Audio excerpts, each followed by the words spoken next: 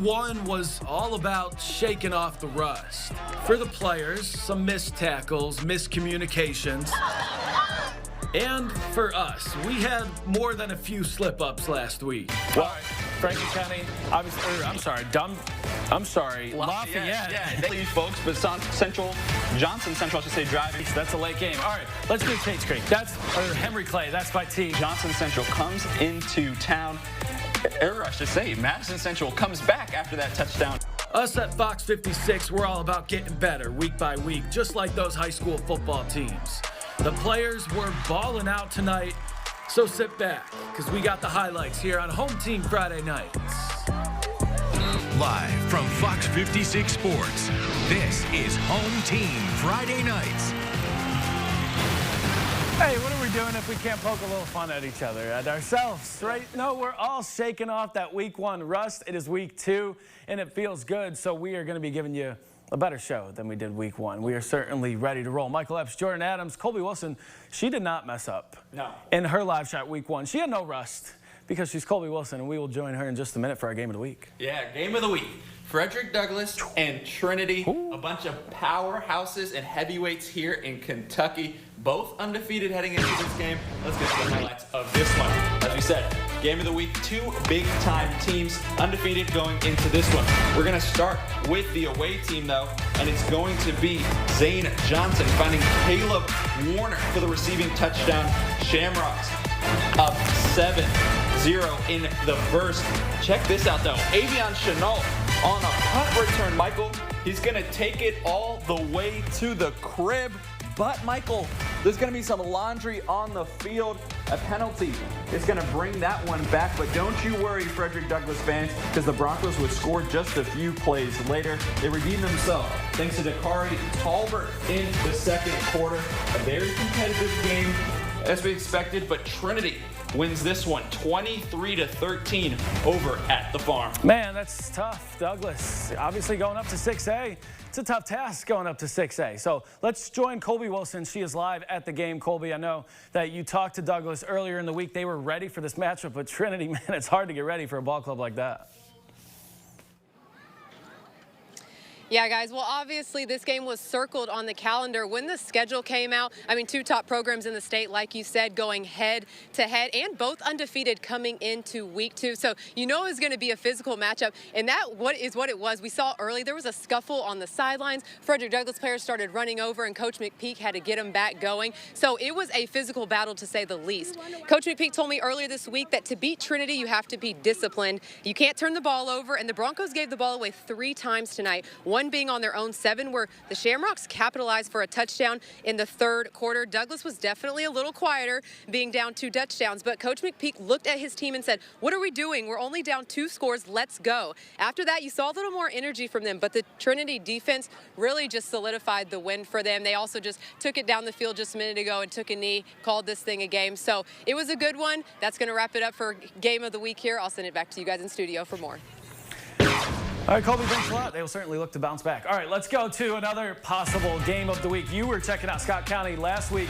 The first home game in 30 years, true official home game, and it's the Battle of the Birds. Great crossing, Scott County. And the Cards set the tone early. How about this hit from Jaden Fields? First play of the game, knocked the kid's helmet off and got the stop early, so they get the ball. Trying to make something happen, but oh, fumble! Clayton Shaddix with the recovery for the Warhawks. Big time moment to switch momentum, and they had a heck of a sideline behind them too. A ton of fans obviously took the short, 3, 4, 5 mile drive over to check out that game, and they would punch it in. Luke Ballard just rolling through that line to strike first. 7-0 lead. The Cards trying to make something happen at the end of the first, dropping back, but a safety. Throw those 2 hands up in the air and clap them together right there. Logan Flake with the recovery. 19-8.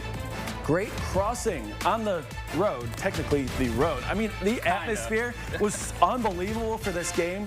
19-8 at half. We are going to try to update you a little bit later. Also, Lexington Catholic. Now, we couldn't make our way to this game. Got to give a big credit to my guy, Phoenix Stevens at KSR. He's letting us use his video. Avon Blair with the opening score for the Knights to take a 7-0 lead. A strong start for them. And Jackson Kreutzer, yeah, we've said his name a ton on Home Team Friday nights over the last 12 months. A 60-yard run, nobody catching up to him. A talented athlete, multi-sport athlete. He gets that touchdown. Then in the second quarter, Matthew Kern, the QB keeper, 21-0 lead. The Indians would finally get one with Brian Mathis right here for a long one. So the game's tied 21-21 in the third. So how about the Indians? A strong response, 21 unanswered. All right, coming up on Home Team Friday nights, we got a lot more. We got games all around, and we have a country music star making an appearance here in Central Kentucky. That's next on Home Team Friday nights. We're the Maria Cheerleaders, and you're watching Home Team Friday night. From Fox 56 Sports, you're watching Home Team Friday nights.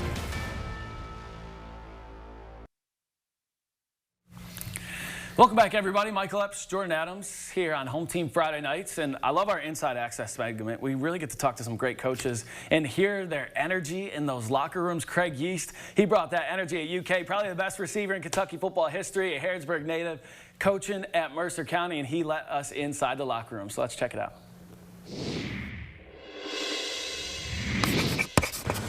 While we're standing here right now, all I want to say to you before we pray, if we don't put our time in, we don't put our work in, it is time for us to go.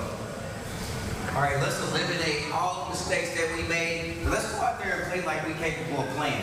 I promise you, nobody believes in us but us. So take us out there and go out there together, and let's go out there and whoop somebody's tail. Are you with me? Yes, sir. Are you with me? Yes, sir. Are you ready to win? Yes, sir. What we come here to do? Win. What we come to do? Win. What we come to do? Win. Let's go win. Let's pray. You ready to win, Mike? Man, heck yeah, man. I'll run through a wall for that guy. He's the all-time leading receiver. We had an appearance from Walker Montgomery, Nicholasville native. He's back in a simple town. Yeah, if you know, you know. Awesome to see him flip the coin toss for the start of this doubleheader. Jahan Goodman, nice sack there for Mercer County. Big-time defensive play. They had a strong start here against Simon Kenton, but would deliver. Brady Lee to Tyson Weaver for the score. Simon Kenton leads 47-27 in the third quarter, and that one's still going. Woodford not even going to play tonight. I mean, that's an unbelievable delay. You saw the clouds, pretty ominous. So yeah, another late kick. Mike Tate Street looking to get to 2-0, hosting Madison Southern tonight. We start with Darnell Burnside, man, and he's going to show off his inner Patrick Mahomes on this one. Check out him throwing this bomb to Luke Cooper for the opening play, nice. And that's an opening touchdown for the home team. They would miss the extra point, though, but they still lead 6-0 early. But the Eagles would answer right back with a long touchdown drive of their own, and they would cap it off with Preston Williams with rushing the ball in. Nice run there from number 40. They hit the extra point to go in front 7-6. This game's still going on, and we'll give you a score as soon as the website brings it up. Coming up next, though, Home Team Blitz segment. We're going to get through a lot of games very quickly, folks, so make sure to keep it here. We're the Westchester Cheerleaders, and you're watching Home Team Friday night. Let's go, Big Red! From Fox 56 Sports, you're watching Home Team Friday nights. Welcome back into our home team blitz block. We're going to be moving fast, folks. Cooper made the trip to Lexington to take on Henry Clay, and we start with the away team. It's going to be Jaden Combs, and he gets it, and it's in a reverse. It faked me out, Mike. I'm sorry. But number 3 got some blockers, and he would walk his way into the end zone nice and easy as they get their first score of the game, and they do a lot more of that, Michael. They would end up, where they're currently leading, I should say, 41-0. That's in the third quarter. Ashland Blazer was taking on West Jessamine tonight. After a 3-and-out on defense, the Tomcats are on the prowl, and they'd hand it off to Braxton Jennings, and all he has to do is bounce it outside, and he walks his way into the end zone for the tutty. The Colts would give the ball right back. It would be an interception, so Ashland Blazer would give it right back to Jennings, and they would get that same result. as they go on to win 42-6 over the Colts. Successful trip up 64 for those boys from Boyd County. All right, Middlesboro and Garrett County. The Garrett County Bowl. Golden Lions and the Yellow Jackets facing off. Ground and pound from Garrett County. Justin Parsons dragging defenders and breaking tackles, firing up the squad. Defense also getting involved as Jagger Wood gets his hand in the cookie jar and forced a fumble. We've seen a few too many fumbles tonight, Jordan. I think there's some week 2 rust right here. Trenton Eisen recovers it. Garrett County gets the win column 23-20 to start the Garrett County Bowl. Corbin playing in that other game. That should be fun, too. Good for them. All right, last one. Out in the city of champions, Pulaski County Maroons taking on Danville at Center College. Zach Anderson taking the snap, rolling out to his left, finding Harrison Denmeyer in the back and end zone. Ooh, nice catch, and he got the foot in. For the tutty, the Abs showing some toughness. Freshman QB Nathan Doyle takes the rock, and he powers his way in. He finds some space. Nice move right there for the score, and the Maroons walk away 56-6. Big time win, and Coach Burns' first win as Pulaski's head coach. All right, we're coming back with our plays of the week, so stay tuned. We got some good ones for you to vote on. Check them out. From Fox 56 Sports, you're watching Home Team Friday nights.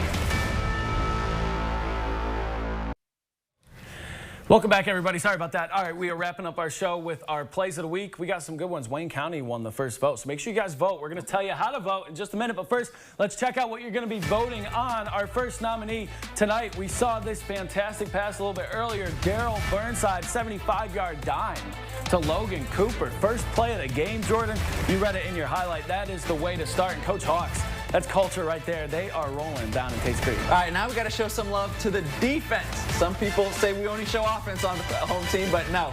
Look at this. Scott County was backed up, but Logan Flake says, yeah, we want the ball back on offense. A safety for great crossing out in Georgetown. What a game for great crossing in this rivalry matchup. Yeah, huge moment after they just scored a touchdown to then go ahead and get that one to make it 9-0. All right, and play number 3, Tyson Weaver for Simon Kenton. Nice catch right there. We had to slow it down for you. The hands, the hand strength to fight through a couple defenders there. Simon Kenton rolling in this one over Mercer County. So those are your 3 plays. Now, to vote on those, go to our website, or you can scan this QR code. We did it for you right here. So just pull out your phone, scan that. That'll take you to our Home Team Friday Night page. You can vote on that play once we get it up in just a couple minutes. And the voting will be open until Tuesday at 5 o'clock. We'll announce the winner on Tuesday at 6:30. All right, before we go, we also want to talk about a new segment that we're doing. We always talk about the great plays and the great players and especially the coaches, but we really want to give some love to the student sections. We do it in our bumps, you know, oh, you're watching Home Team Friday. We're just trying to start a new moment, and we are calling it the Home Team Hype Award. So we are giving an award to the best student section in Central Kentucky, and we've gone to all these different schools. We have shown up and showed out. These student sections know to bring it. We are going to pick the one that brings it the most. You know, we love to see them, you know, painting their chest, doing crazy stuff, whatever it might be.